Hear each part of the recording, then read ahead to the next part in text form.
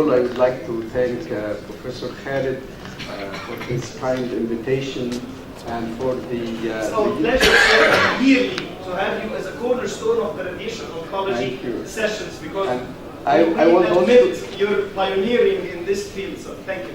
That's us. And I congratulate you for the very good, as usual, organization and very good conference. Actually, the topic of this talk is advised by Professor Khalid, and it was because, first of all, I have no conflict of interest, and I declare no relations to Acre company. Our celebrations of the Children's Cancer Hospital, the 10th celebrations, we decided that we have to have a cyber knife. And actually, we signed the contract of cyber knife, and it will be available within 6 months from now. The cyber knife started as an idea in Stanford University, Palo Alto, California, with John Adler, which is here in the middle pictures, and he was working on the gamma knife. He is a neurosurgeon and he's working in a gamma knife, so he he said why I believe he has some relations to the car industry, where the cars are put it together. So he made something which is the cyber knife. This is his idea in the left side, drawing, and then this is the first generation. It was in 1994, followed by the second generation, third generation, fourth generation, and came to what we have right now as the fifth generation, what is called precision, or M6. The cyber knife, we have to know all the details of its component and structures. So this is the cyber knife. That's the last version of cyber knife. We have in the cyber knife a linear actuator. It is a 6 MV linear actuator on manipulator on a robotic delivery system.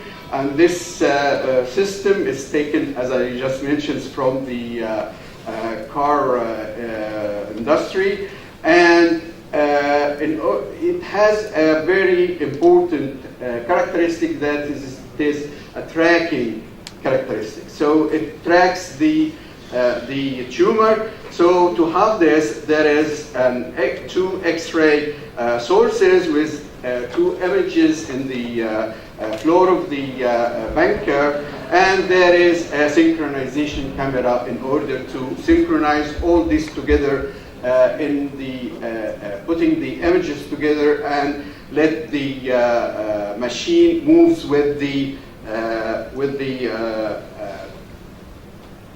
tracking, means moves to track the tumor wherever it is. So that's also, there is a treatment couch, and we will see what types of treatment couch will be. The cyber knife system can give homogeneous dose distributions using fractionated image-guided radiotherapy, resulting in non-fixation even for other than cranial lesion. And I think this is the aim that Adler have to don't have a hard fixation as in the gamma knife. The cyber knife component, as I just mentioned, the manipulator, linac, collimators, image system, couches, and of course treatment planning and quality assurance system.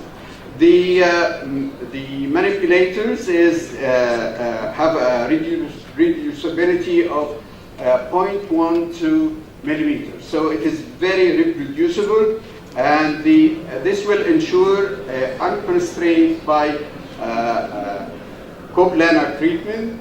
There is many non-coplanar treatment we are not constricted to the coplanar treatment, can deliver beams from almost any position or any angle around the patient, and there is no fixed isocenter. And the CyberKnife, as I mentioned, is 6 MV X-ray, of course giving 1.5 centimeter skin sparing at the Dmax will be 1.5 centimeters, and it has no flattening filter, and the ISO dose is works by SSD at 80 centimeters. The collimator size, the CyberKnife have a fixed collimator, or IRS, or recently the multi-leaf collimators. The fixed collimators, there is 12 collimators starting from 5 millimeters till 60 millimeters. It's like a cone, and it's made of tungsten, and it is its transmission is less than 0.1% of the dose, and it either be manually changed or it is changed by the system itself. So the iris is another idea that have two stock banks of 6 tungsten segments created a 12-sided variable aperture. So we will get again the same like the collimators from 5 millimeters till 60 millimeters. And all segments are driven by a single motor. So the control of this is very professional and very exact. The CyberKnife imaging, it's an orthogonal kilovolt X-ray images at 45 degrees to the patients. That means it is 90 degrees from each other, and center of image is the imaging center, and it's linked to the imaging software. So this is the imaging, there is continuous imaging, and you can adjust the rapidity of the images, and it is multiple images per second.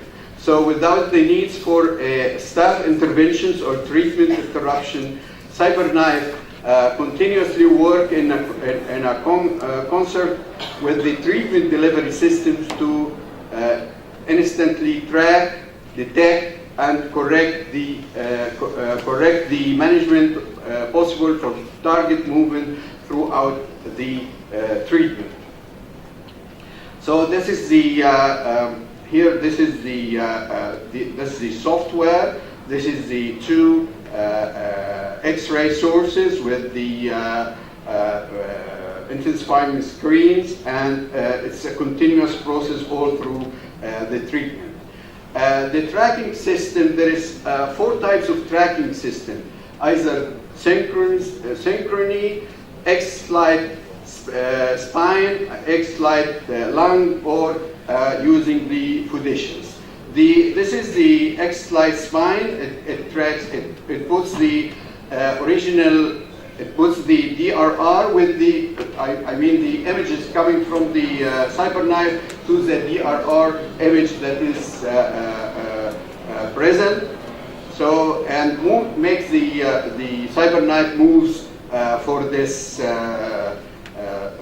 to go up the two pictures together. This is the X-slide lung, and this is the synchrony respiratory tracking, and this is by putting fiducials on the surface of the patients, and this the movement of the respirations will be tracked by the CyberKnife.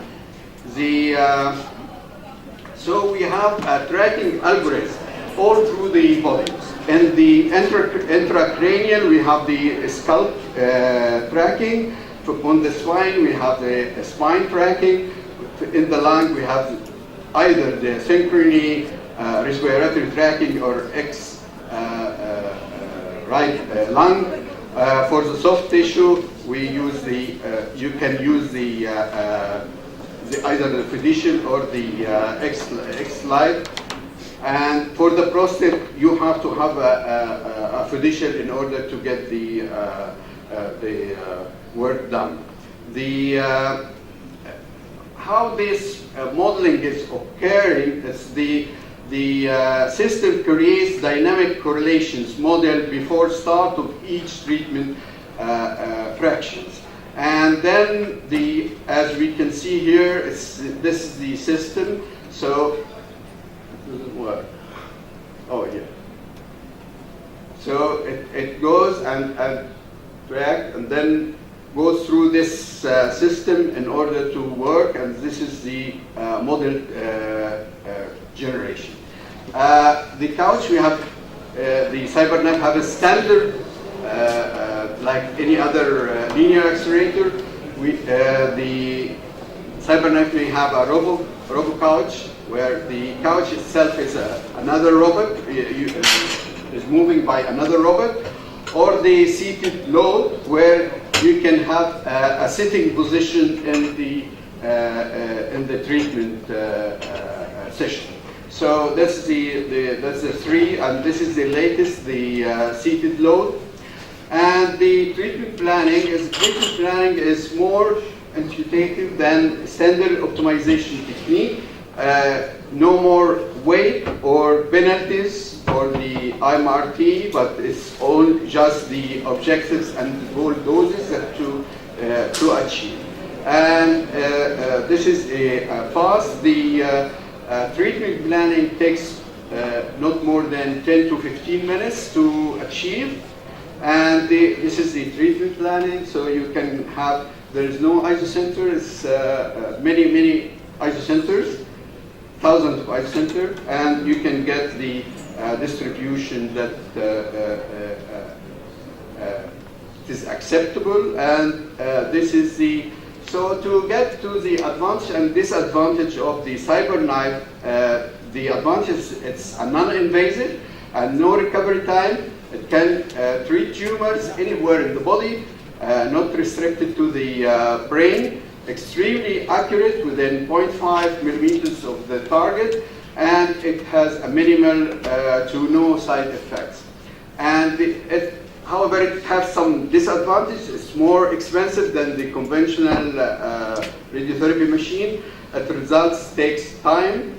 And it's more than one treatment may be necessary, because we can have still stereotactic radiosurgery, as well as we may have stereotactic radiotherapy. And procedure is longer than the comparable treatment. It takes around from 40 to 60 minutes per session. Here we can have the CyberKnife can have radiosurgery having a 1 millimeter target accuracy, and it can be used for a repeated, mostly 5 to 10 fractions, and it is stereotactic radiotherapy. So for the breast, the main use of the CyberKnife is the accelerated partial breast irradiation. And I'm lucky enough that Dr. Gaara and others spoke about the ASTRO recommendations, and this is the ASTRO recommendations, and it is, as mentioned by them, it's we have to restrict to these recommendations. The differences are very minimal between the different societies that advise the indications for the partial breast irradiation, accelerated partial breast irradiation. So, but those thresholds for the accelerated partial breast irradiation, that the ipsilateral lung, the less than 10% of the volume has to not to exceed 30% of the prescribed dose. The contralateral lung, 10%, the volume 10% has to not to exceed 5% of the prescribed dose. The heart, the right-sided lesions, in the right-sided lesions, the 5% of the volume have to not to exceed 5% of the prescribed dose. In the left side, the 40% of the volume of the heart have not to exceed 5% of the prescribed dose. Thyroid, no more than 3% of the prescribed dose to be given, and the skin, not have to exceed the 36.5 gray. So that's a study by the UCSF and shows that this is the constraint, this is the parameters, and it is more or less the same like I mentioned before. And here the dose level of the accelerated partial breast irradiation. And this is again was mentioned before that it's a high dose. Either they give 600 centigrade by 5 or 600 or 340 by 10 or giving even 700 centigrade by 5. So that's there is no consensus about the dose, but this is around 600 to 700 by 5. That's the most usual for the accelerated partial breast irradiation. The beauty of the cyber knife that is the breast is a moving target because of the respiration, so it can be tracked very nicely by the cyber knife, and then we will be very restricted to the BTV and achieve the good control. So that's another study. This is a study about the accelerated partial breast irradiation using the cyber knife as the radiation delivery for the treatment of early breast cancer. And here it's the showing that if you go through the constraints and go to what is achieved by the cyber knife, you will get that what's achieved by the cyber knife is much less than the constraint. So it is a good tool to use. So that's another study showing the distribution of the isodose distribution of the accelerated partial breast irradiation. Again, so this is another study that shows that comparison between the 3D conformal radiotherapy with a volume of with a margin of 25 millimeter, and another if we have an isodose study of the 3D conformal radiotherapy with a margin of 12 millimeters, and the cyber knife gives a margin of 12 millimeters. So you can have the decrease in the ipsilateral breast, I mean the ipsilateral breast 100% received a good 12.3. The ipsilateral 50% received 26 compared to 37, and the ipsilateral lung will have 1.6 compared to 8.9 for the large safety margin and 0.7 for the small safety margin. And the prescribed dose for is 91 for and 91 for the two conformal radiotherapy compared to 72.5. So the isodose we calculated on 72, so it is a good distribution more. So the monitor units, if we can see, instead of 4,000 or about 450, it is 38,000. So the monitor unit is very high, and the conformity index is much better for the cyber knife. This is the difference in the isodose distribution. And here, this is the CyberKnife, so you can have areas that have more dose than the conformal radiotherapy technique.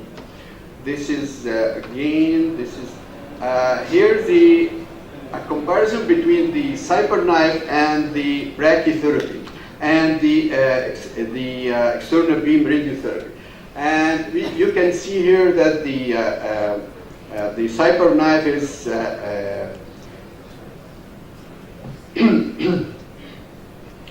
is much more concise, and shows the skin, the invasiveness, the skin, and the doses are better. It's less invasive than the brachytherapy, because the brachytherapy there is some the insertion of the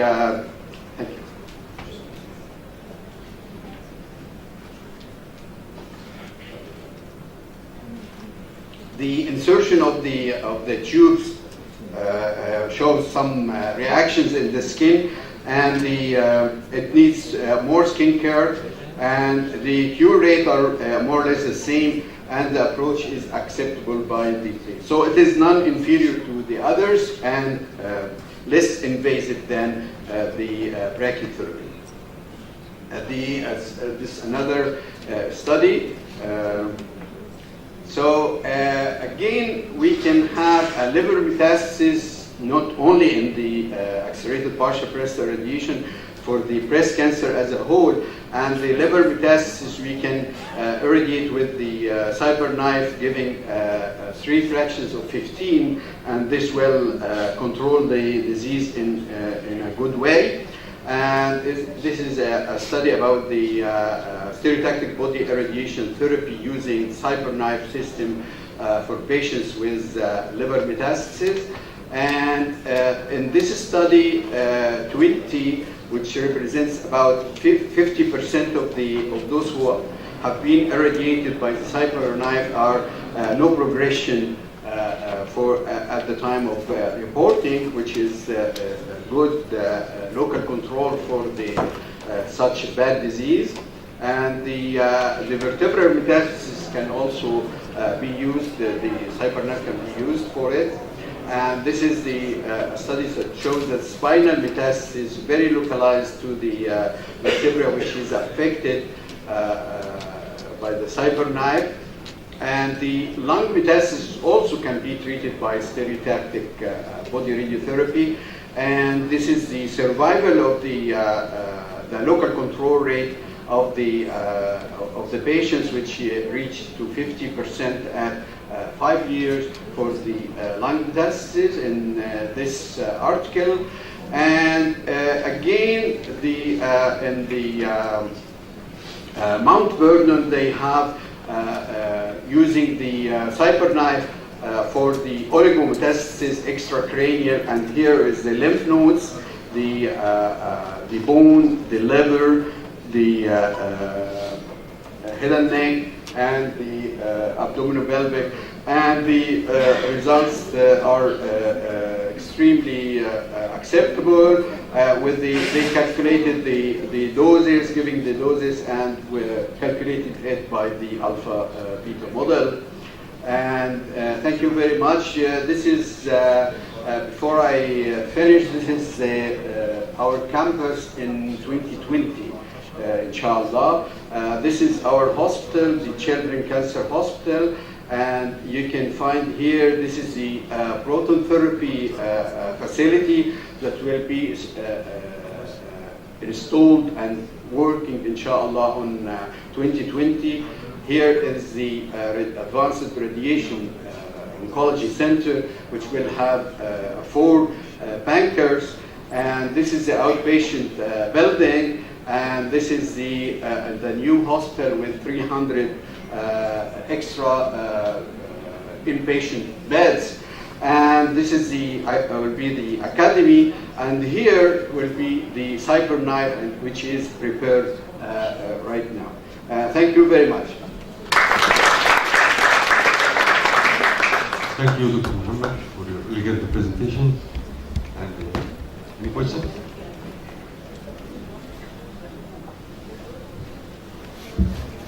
Thank you for the presentation, Muhammad. Regarding the pediatric patient, Yeah. the main problem we have prolonged time of treatment, prolonged duration of treatment of beam on, and the X-ray monitoring. Will this affect the secondary tumor, especially in pediatric children, pediatric cases?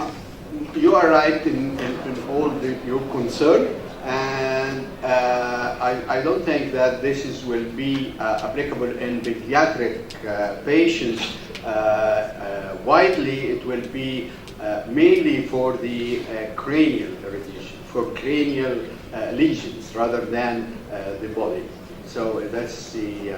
But as you know, we are implementing the techniques, the advanced techniques, not only for the pediatric patients but also for adults, and we are trying to spread the knowledge all through Egypt. So, my second question about cyberknife in lung cancer, especially in interpretation after surgery in this stage, this is all indication for radiosurgery in lung cancer. Yeah, What cyberknife can offer for them? I think it has a role. I know. It will be experienced in your center, Yeah. so we will wait it. Okay. Doctor, it's just a comment.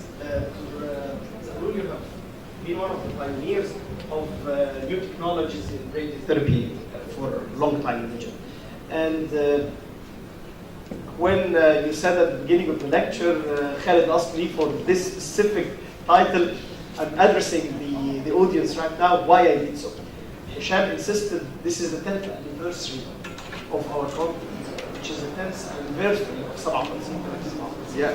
So I found it a nice coincidence to go with our motto, the future begins. You are bringing the future to begin in Egypt, and this needs a lot of courage actually, because a lot of criticism will be raised.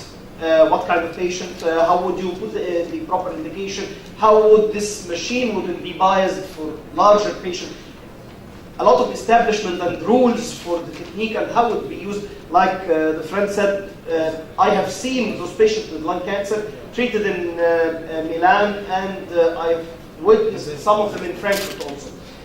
It needs a lot of experience, and we are going to build it because we need first to put the pillars and to stop. We will be talking to each other for eternity if we won't start, and thank you for starting this and giving us such information. Thank you, sir. Thank you. I mentioned that you asked for that because you always initiate good things, and it was my pleasure to respond to your request. And again, in Children's Cancer Hospital, we have the aim that we spread the knowledge that we are trying to gain to everybody, not only in Egypt, but in the Arab countries and in Africa. Well, thank you for this nice presentation, Professor. My question is about the physical difference between the currently available conventional linear accelerators with cone beam CT volumetric verification of lung or liver masses on board, real-time verification. What is the main value of adding a machine with dedicated SPRT and surface sensors and all complication with the cyberknife? I'm asking, is it better from the physical point of view? Can I have something that can that conventional linear accelerator cannot add? This is my question. The only thing that tracking. That's the tracking. That's it. Otherwise, it is a linear 6 MV machine. Any more questions? Thank you. Thank you, sir.